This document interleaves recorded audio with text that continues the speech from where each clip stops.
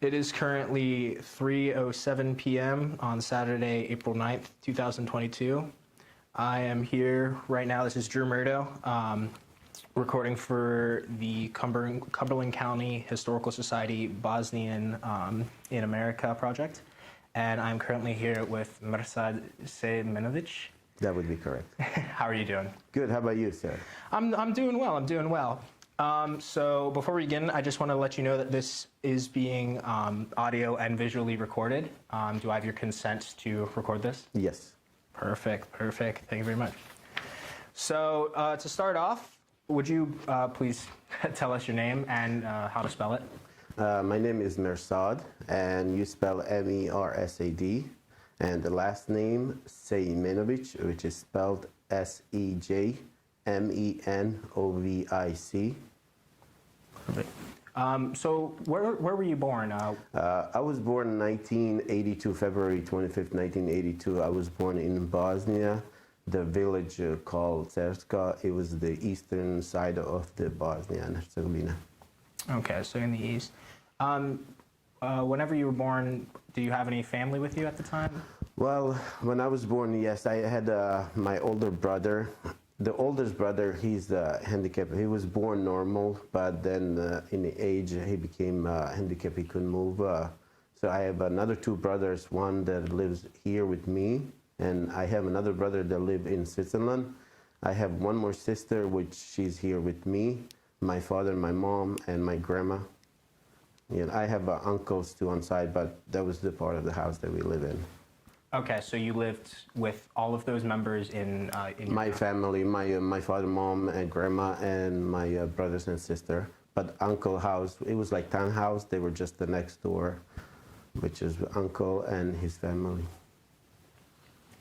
Can you tell me your siblings' names? What is the? Your brothers and sisters. My brother. The oldest, Alija Sejmenovic, which also he's gonna have an interview. I don't know with who. My brother Mersad Sejmenovic, the one that lives in Switzerland. My sister Mersad Sejmenovic, she lives in Chiemensburg. And my oldest brother, the one I said he's the handicapped, he lives in Bosnia, which is the place where they take care of them. But we also financing here.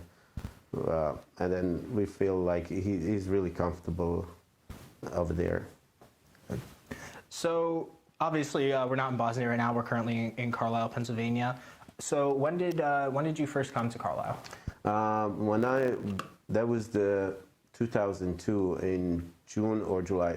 I'm not sure now, but I know in the 2002 we arrived to New York, and then we have to sleep over because I guess the flight was canceled, and then we arrived to Harrisburg the next day. Then we arrived to Carlisle in 2002. Yeah. Since 2002, I live in Carlisle, and I didn't change the town. Perfect. Have you always worked for DHL? Because I know we were talking beforehand about. Well, first, when I arrived, there was the organization they call Amica that helped us really to find a job and a place. Uncle was the one that actually took us over, and we lived for almost a month in our uncle house. The one that he came on 1998. He arrived before us here, but then that was we came 2002. Then we live in the house, and then the organization helped us to find an apartment, and we were only 3 blocks away from them. So, and then my first job was I worked for Arnold Logistic. I never worked before. I was always in the school, and then working night shift. It was hard for me to adjust to life and also adjust the shift. And then I worked for 3 months, and as soon as the better opportunity and I started learning more language, I transferred to work for Excel. That time it was called Excel. But then in 2006, it became DHL supply chain because they bought the Excel. How do you like working for DHL? Well, I like a lot. So that's why I've been working with them for 19 years now. Wow. Well, and my probably career will end with them. you know, when we find, we as a Bosnian, when we arrive, we focus on, you know, one place, and we always try to do the best we can, even with company, community, with anything that we can, we always try to do the best we can. Whenever you're not working with DHL, like what are some things that you enjoy doing? Well, there's other stuff that I do on the side, which is the constructions. I do good constructions. There's a hobby also. I try to do as much as I can with my kids to spend time. There's a little one I have, she's only 4 years, and then there's an older one, she's 12 years.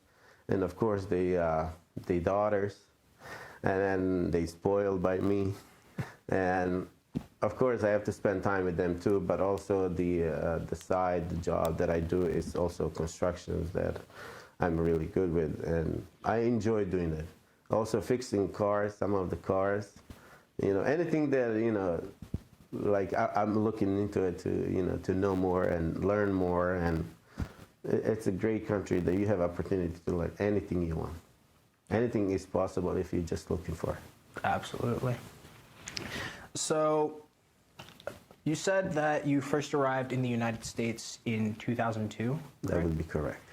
Did you come straight from Bosnia to the United States, or how did your family end up coming to New York and then to Carlisle? Well, that was the, first of all, being in Bosnia, moving from your home, then the eastern Bosnia was already occupied. It was occupied by Serbs, and our homes, they were destroyed. We didn't have no place to live. We were living in the central Bosnia, which was the safe place.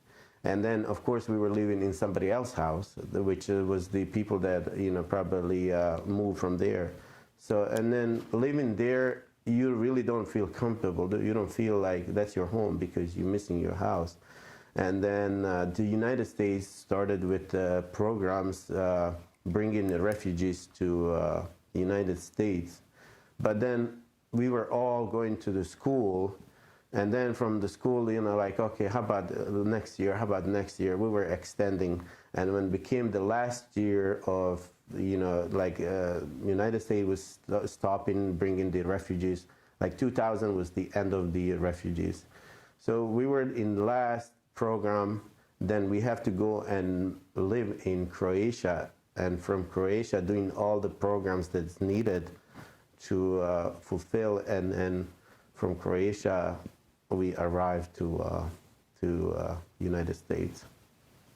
You said you lived in a town in central Bosnia. Do you remember the name of that town? That was the between Tuzla and Srebrenica. There was the place called Jasenica, and then we lived there for a couple of years. And then I've been going to school, the middle school and high school, and also college. I started there from that place. And then there were some of the places you really have to walk far away to get to the bus station, and then from bus station going to the school. Sometimes it was hard, but you know, I managed to get done. Could you spell the name of that town again? What was it? Srebrenica. Jasenica, I believe. Jasenica.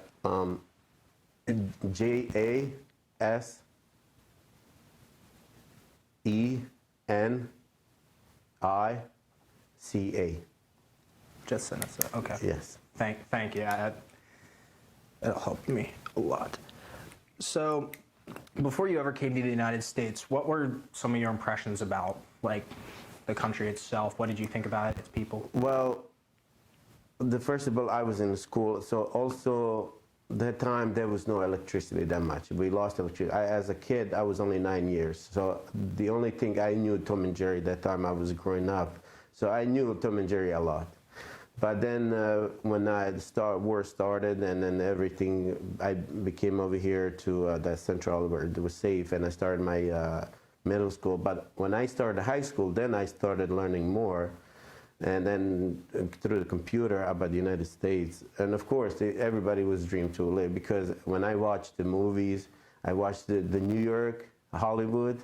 That was the most famous places on the movies. So I knew only those things, but also I know how the great country was. So I knew that. So it's really democratic country, and then there's so many opportunities, just because that's all I knew. But then when I arrived, I didn't know that much language.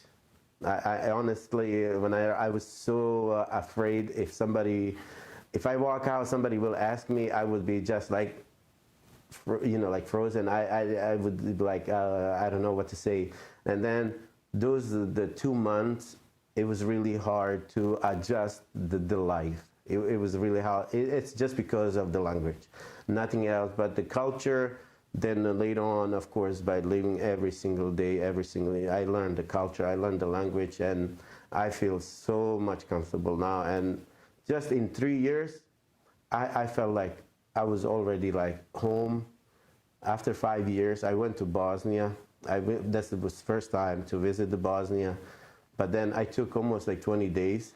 But then after 15 days, it started being like, I really miss Carlisle. Like, honestly, I felt, because I know I have home, I have a family over here, and then there was nobody back in Bosnia.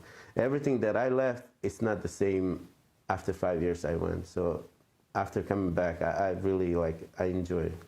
And Carlisle, it's really the place, the Pennsylvania, as a whole Pennsylvania, the globally it's like Bosnia. The weather and everything, it's pretty much similar.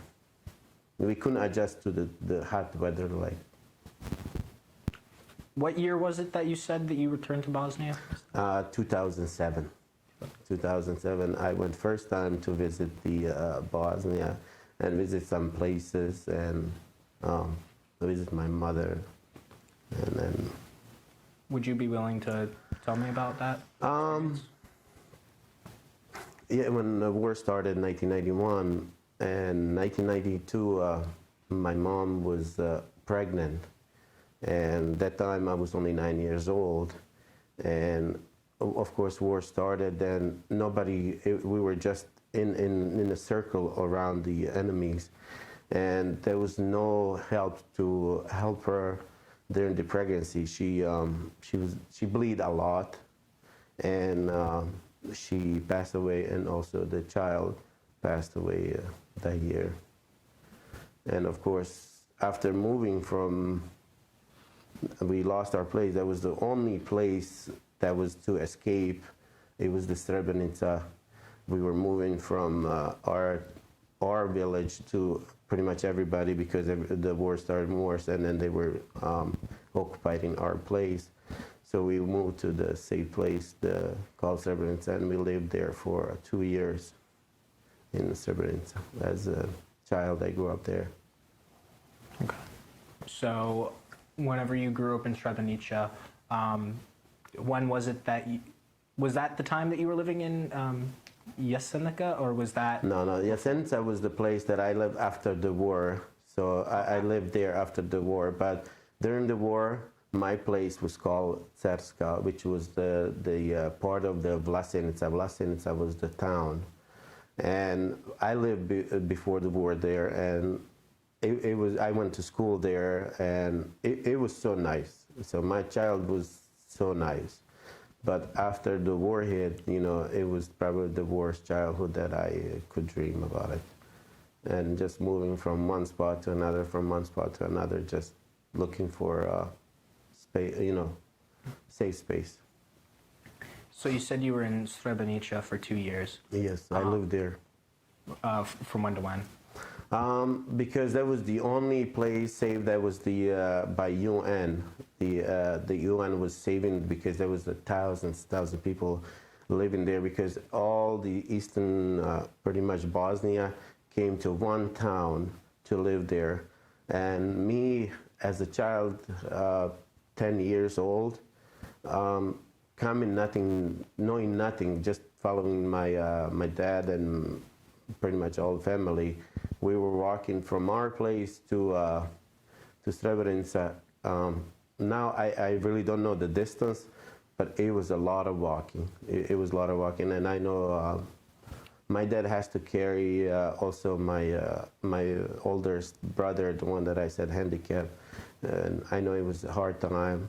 So when we arrived to Srebrenica, we were living in the school for I think 7 days or something. Then one place become available, one room, which that house, it was the house on top, but also the store was this place underneath. But then that store they convert in 1, 2, 3, 4, 5 rooms.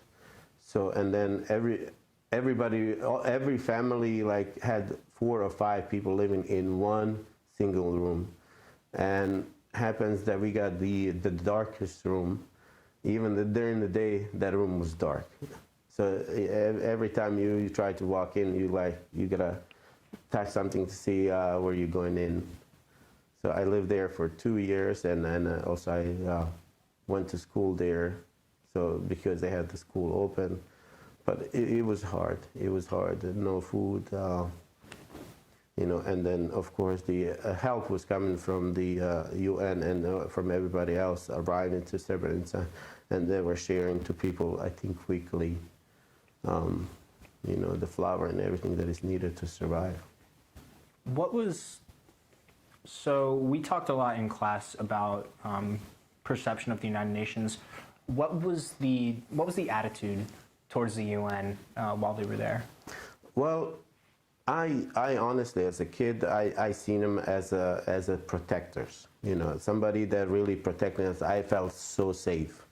You know, and then also that was my impression as a kid. So I really, you know, see him as, and every time they passed by, I would be like, you know, say hi, and that's all I could say that time in English. You know, it was like hi, because we learned, because they were speaking English, but also they were speaking German, and some people that knew, they learned German back in the school. I guess they could translate, but every time they were passing by town, all the kids will be outside and waving to them, and then of course they were so, you know, nice to us. But then become late in 1995, you know, and then really when Serbs, you know, like occupied and started, you know, occupying the Srebrenica, then we started moving.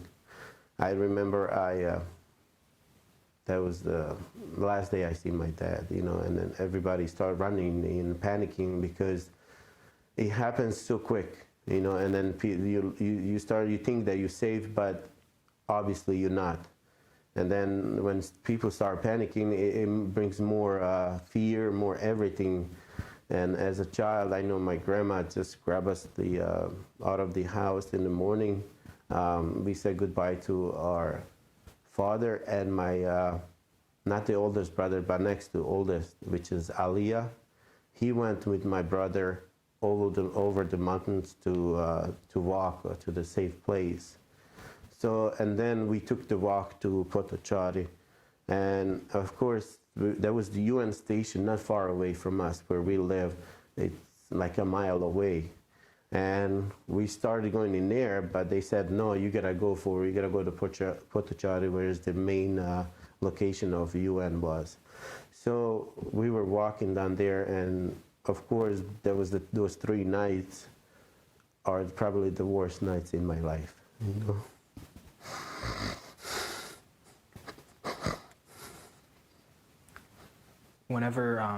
When you were there, those 3 nights, who with you from your family, like, was with you at that time? It was my. If you want, we can pause the recording if you'd like. Yes. Okay.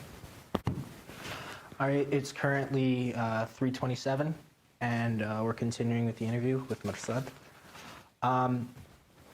So I wanted to go back to Carlisle, if you're okay with that. That's perfectly fine. But I was gonna just finish if you want me. If you feel comfortable finishing with that, then by all I'll means, please finish. do. That night we arrived. It was the first night. I had my brother Mersad, which was only a year older, 2 years older than me, and my sister. She was the youngest among us, and my grandma.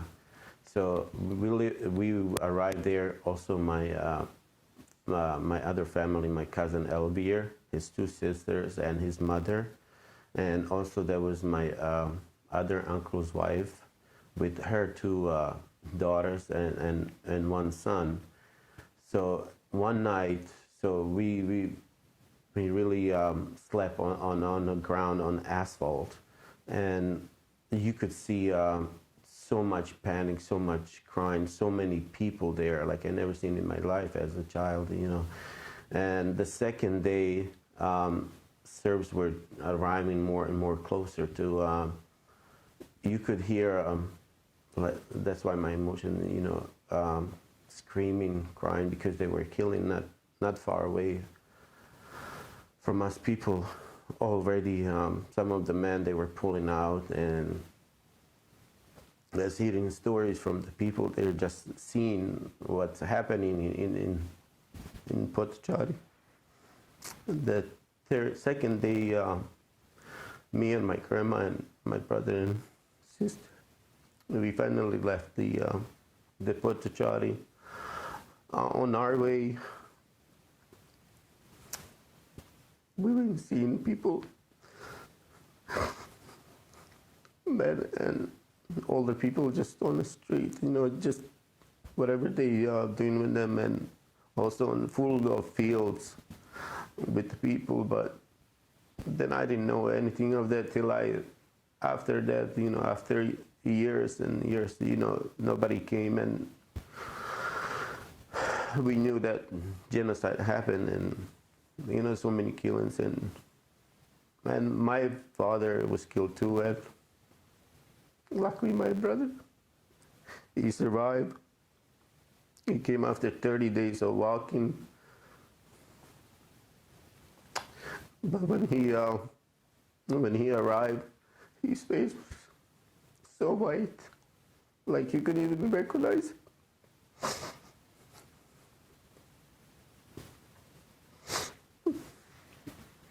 Finally, after 2012, we got the news that my father was found in a grave. It was the third one. They were moving from one spot to another, and they couldn't find, I think, one of the foot, and everything else they found, and we buried them 2012. Finally, then my heart was fulfilled, and knowing them, I know about my father gave me.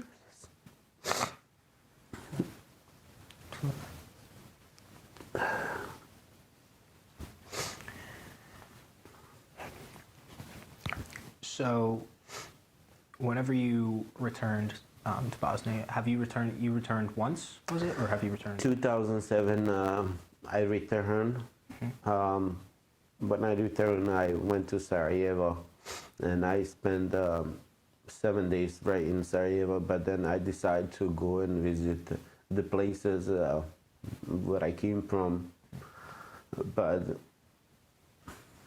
it was hard to see. It was all destroyed. It was all the weeds, everything. Nothing looked as I remember as a child, because so many years, and weeds grow so big, and I couldn't even get to the house where I used to live. I took some pictures, and when I came back, but it's not the same, and I didn't feel. I know I love that place, but I don't feel safe to live there anymore. And I know this is my house. I know where I'm protected, and I know where I'm gonna raise my kids. And this is the place what I choose.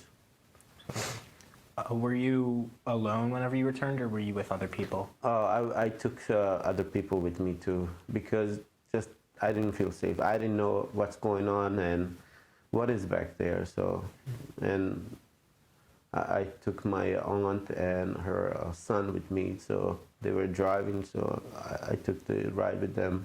It's only almost 4 hours away from Sarajevo to get to the Cerska. Were your aunt and her son, were they living in Sarajevo, or did they come with you from America? No, they still in Sarajevo. They still live in Sarajevo. They never, but they also they are from the Cerska too. My aunt is, and she lived with us in Sejmenovic, but since she got married, she only got not far away. It's from like Carlisle to Mechanicsburg. That's how far it was. But then, yeah, she raised her kids. She also lost her husband, but she got 2 daughters and 1 son, and they still, one son is in Sarajevo with her right now. The one daughter is in Sweden and the other one in Germany. Wow. It's very, very spread out. And I noticed the Yes. one thing you've been telling me about your family is that you're all very like spread out, Yes. but you all seem still very close together. Yes. I've noticed that, because we went to the Independence Day celebration that you guys hosted, which was absolutely amazing. And the one thing I noticed was just how like warm and welcoming just Bosnian culture is. Whenever you first came to Carlisle, was there like a difference? Like, was there any sort of cultural differences noticing?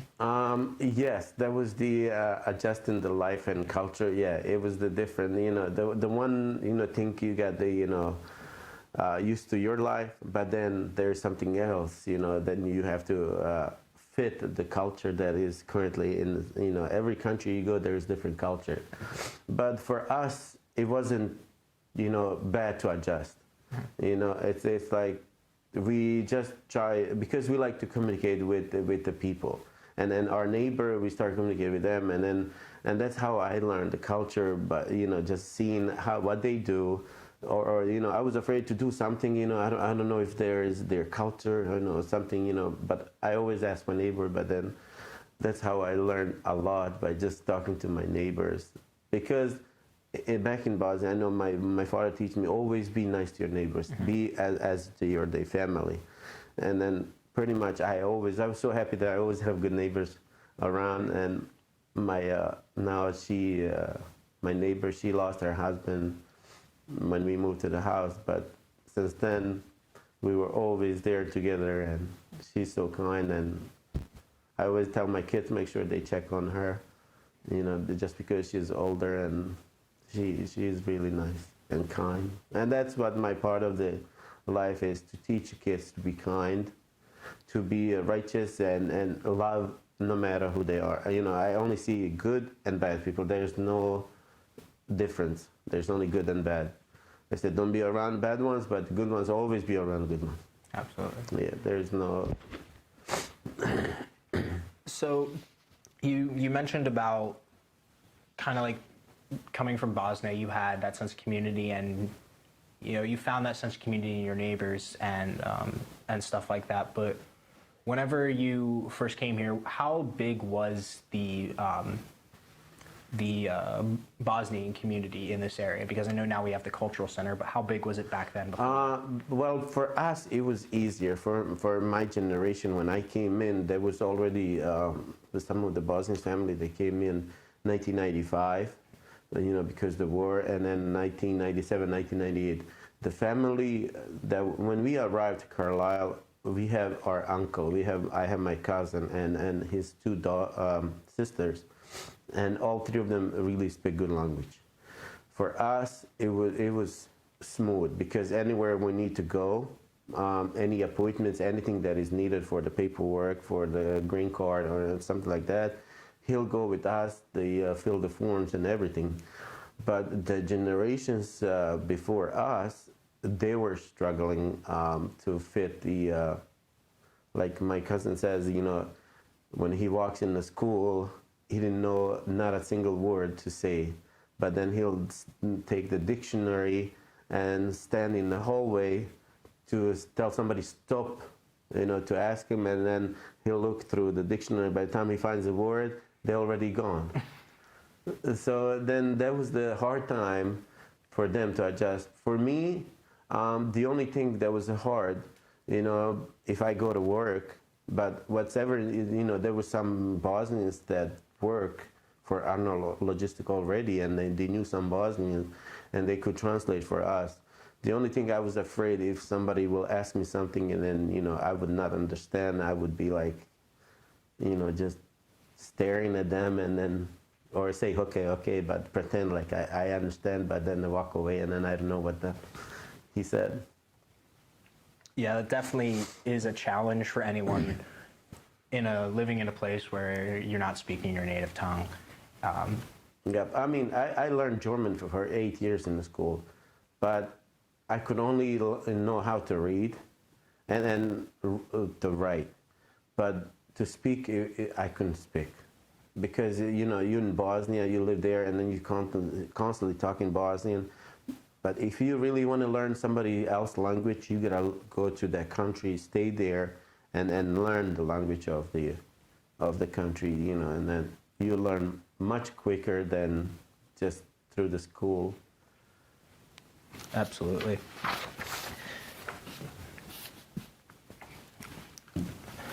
So, I want to swing back more to into the past. So you told me about like some things that you like to do now as an adult. How has that changed when you were a child, when you lived in Bosnia? What were some activities that you liked to do as a kid? As a kid, number one in Europe is the soccer, which is called football. So that was the main thing for me, going to the school, after school, just getting on my bike and just searching for the place where we're going to play the soccer. So that was my main activity, but also the bike was another thing. I enjoyed riding the bike so much.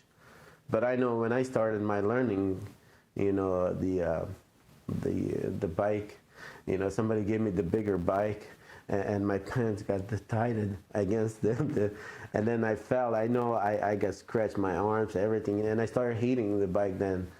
But then later I find myself comfortable and then just learning again, and those were more the two activities that I did, being on bike and playing soccer a lot. But also I loved the school. The school was number one, to get my homework done and help my parents as much as possible. But then later on, when I lost my parents, my grandma was with us. But then to help grandma as much as I can. Pretty much everything, cooking she did, but washing clothes and everything that we did ourselves. We can have grandma do everything. I never asked earlier, but I wanted to ask, what did your parents do for a living? What were their occupations? My father was also a construction guy. He was the lead for the construction. He worked, I don't know how many years, but my mom was just at home with us, and pretty much just take care of me. We had just a farm, which was one cow, a couple sheep, chickens. It's like normal. That's pretty much, we help mom with all that stuff. But dad, most of the times, he worked in Hungary and Serbia. Those are the two countries that he worked, as I remember. You said that your family had like a small little farm. Was your hometown, was that more farmland, or was it more like industrial factories? No, it was more like a farmland. It's like the Newell town, where you have ambulance, you have the school. It's just a small town where we live, and they have the villages around, and I live close to the town where I pretty much grew up there. You have a school, you have ambulance, you have the stores and stuff like that. It's just a small town. But if you want to go to bigger cities, then you gotta take the bus. Did you do that a lot as a kid? Did your family like to travel, either like inside Bosnia or internationally? No. I mean, as I remember, maybe they did when I was but the only thing I remember, we were walking from my mom's house, my mom house, and then if they want to visit, we will take a walk. It's like not far away, but just nobody used the cars. And that time, my dad didn't have no car. He was just using the bus to go to work, and then they were working a month, and then monthly he'll come back home for a week. So I guess that's how it was the setup at that time in Yugoslavia.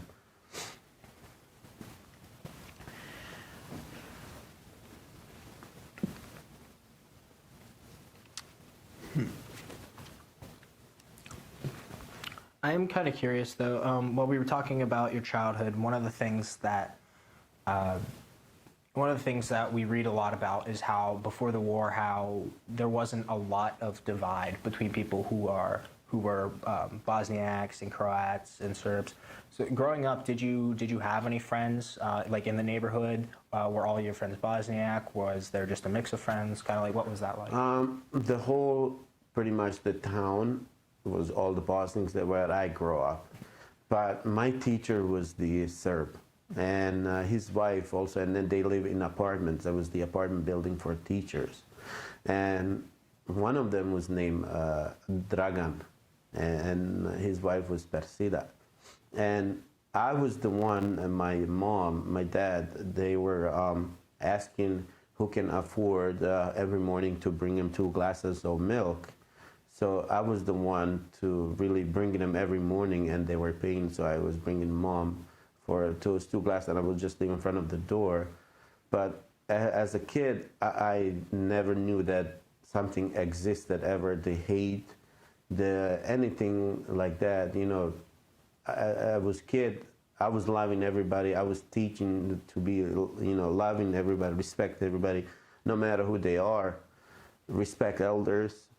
So as a 10 years child, I never knew, but later on I learned through the history, just looking, you know, the history kind of is repeating, but I don't know, where's that all hatred coming from, and being like loving each other, respecting each other, and then just the hate came from somewhere, you know.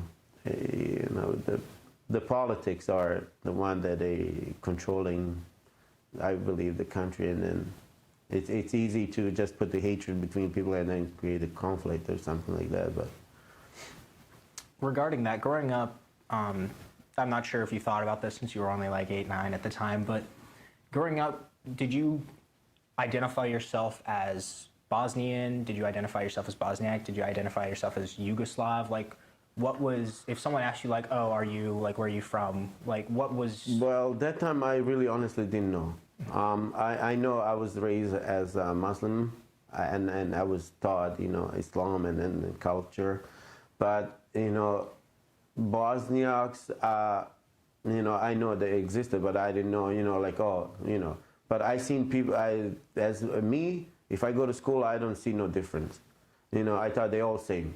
You know, I didn't see no, okay, he's the Christian, he's the Muslim, he's, you know, they were all same to me.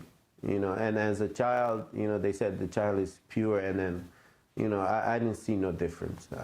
Honestly, that time I didn't see, even going just to, you know, like there was if we have to go to the hospital, it was kind of maybe half-hour driving from us.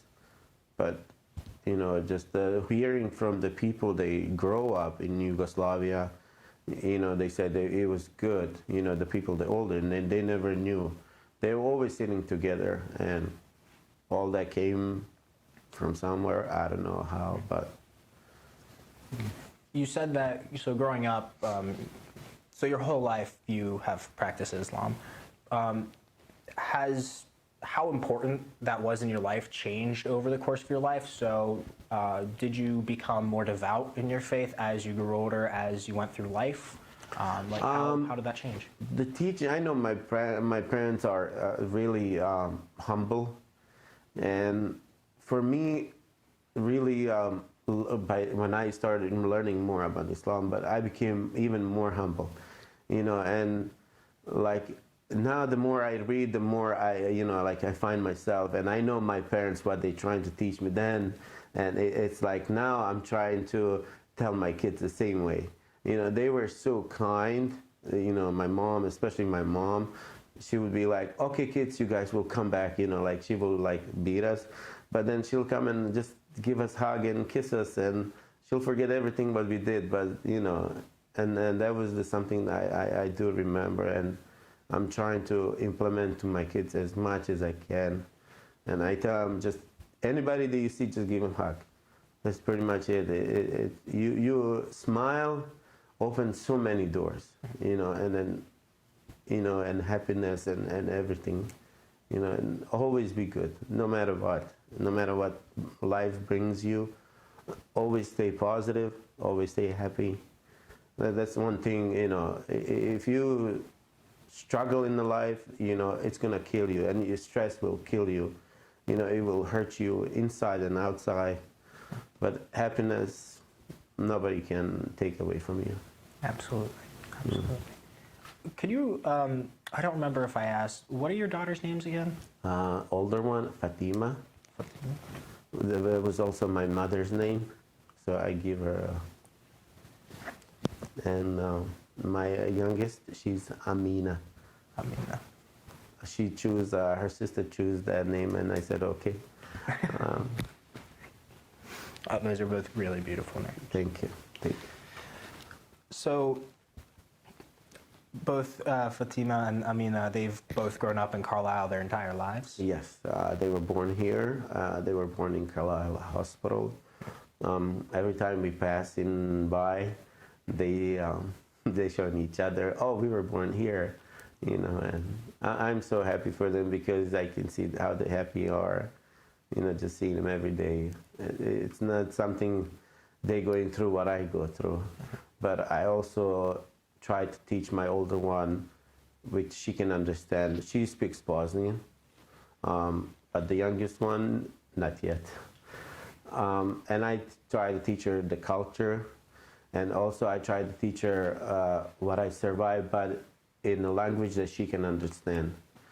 Something that she can understand now, but then later on when she become much even older, then she can ask more questions. I will be more than happy to teach her everything what happened back in Bosnia and what happened to me, and so she doesn't forget. Yeah, absolutely. So you want to make sure that your daughters still have some sort of Yes. Bosnian identity, remember Yes. where they came from, remember where their Yes. father came from. Yes. I mean, something that I'm trying, so I'm really trying. And when we talk in the house, we try to speak as much possible Bosnian to them. So they said hearing, when you hear stuff, your brain will start memorizing some of the words that you're hearing. So, and that's how my older one learned, but just hearing. Like, oh, I hear that word before. And then she'll ask what it means, then we'll explain in English what it means. So, obviously, what you've experienced, where you grew up, a lot of that affects, what you want to teach your daughters, what you told me about happiness, always being kind to everybody. Obviously, you seem to have taken lessons kind of from that. What exactly would you say has been the biggest impact of your life, both whether in Bosnia or through the lessons of coming to America and assimilating into a new culture? How does that affect your day-to-day life? How has that change the person that you are? How does that define your day-to-day actions today? Back in Bosnia, I know when during the war, and then the war stopped in 1995, and of course I was living in a safe place. So I went to school, of course my high school. I was one of the teenagers that I have a really good life. I have so many friends, and I was always I'm so thankful to God that I was always on the good side of people. Always somehow always meeting the good people and being around the good people. And that's something that really probably God helped me to teach me to stay. Even I grew up with no parents, but I was always around the people that really guide me, and show me the guidance. And all the guidance when became, even older, it came on my mind, everything they told me, oh, that was the reason why they told me, why they guide me to be, never be around the bad people. And I always say, okay, I'm not going to be, I was always opinion, I don't want to be, if somebody's drinking, I don't want to be around the drinking people. Because then later I know, oh, if they drinking, they're going to start a fight, they're going to do this, they're going to do this. All that kind of stuff. I was so thankful that I was away from it. And that's why I'm trying to also, all that stuff that somebody guide me to tell also the kids, same guidance, teach them the good things. And if you repeat them every day, one day they will remember, same as I remember. But this is the place where they really have good opportunity and good life to live. But also they don't have to be just to be cool, let's fit to somebody who's really bad. No, look, you be good, that person will come to you, and then that also be the person will change, and then also wants to be good, because everybody wants to be good. Everybody wants to see good. I say goodness always win, no matter what. All goodness always win. So stay good, stay positive, stay happy. That's one thing in life. And one person, if you change one person's life to good, that's a reward for anybody in life that, And me, to raise them like that, I'm so happy. Absolutely. Actually, on that topic, I did want to ask you about, you said about surrounding yourself with good people. And, to that, I wanted to ask you probably about, to you, the best person you could have ever met, your wife, Melina. How did you guys meet? I was kind of curious about that. You see, as a Bosnians, as soon as we get to one place, we try to get together. Like, get the community together. And that's how we started, when everybody started 2002, more family came, and then everybody started hearing about the Carlisle. Some of the states, they started arriving here. But then also we said, how about we get somewhere and, buy the place so we can get together. And then in 2007, we bought this place. And that was not only 5 years after, because we want to kind of get together and get kids together and talk and then share the food, because the food is one thing. So then I started visiting other places, which is in Philadelphia, New Jersey, and other places. And that's how we get together, because there's another community in Philadelphia, there's New Jersey, there's places. And then they said, oh, I'm single, and then they said, oh, there's one girl, we're going to meet you. And I said, yeah, no problem, just give me the number, and then I'll give her a call. And that was it. I give her a call, and 3 months after, I got married. Wow. Yep, and then that's how we started life. And pretty much just visiting community, that's how we met. Just going from one place to another. So was she in Philadelphia? Like, what area was she in? Philadelphia? She was right in the town in Allegheny Street. I think that was the street that calls. Allegheny Street. Yeah. And when she came to the United States, she was only 5 years old. Okay. So, but then also, it was funny when I started talking to her, then she was making some Bosnian words, like half English, half Bosnian, like same as the kids are doing right now. They mix half. And then they create the one simple word that is like mixed with English and Bosnian, But that's how we started life. We got married in 2008. And our first daughter was born in 2009, August 31st. Absolutely. So obviously, you've been telling me about all of these, amazing things that have happened since you've been in the United States. You met your wife, had 2 daughters. You've had a great life here in Carlisle.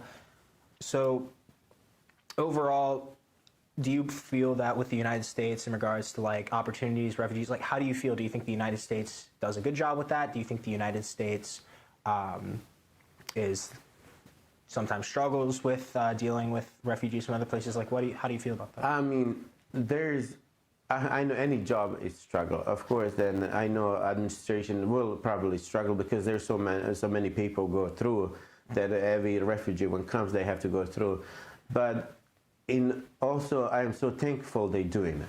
I am so thankful that all these people that come in, they're not coming just like that. They're looking for a good life and peace, and this is the place where they come.